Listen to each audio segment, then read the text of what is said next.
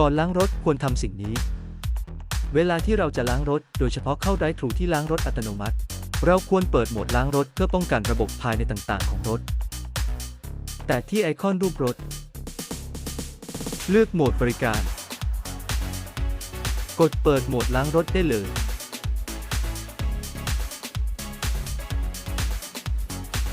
จะทำการล็อกโหมดต่างๆเพื่อป้องกันความเสียหายและรักษาความปลอดภัยของตัวรถเช่นฝาชาร์จเปิดขณะล้างรถหากต้องการเช็ดทำความสะอาดหน้าจอไม่ให้ไปโดนปุ่มฟังก์ชันต่างๆทีมเลือกโหมดทำความสะอาดหน้าจ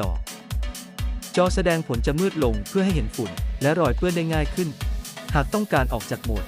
ทำความสะอาดหน้าจอให้กดค้างที่จอ3 วินาที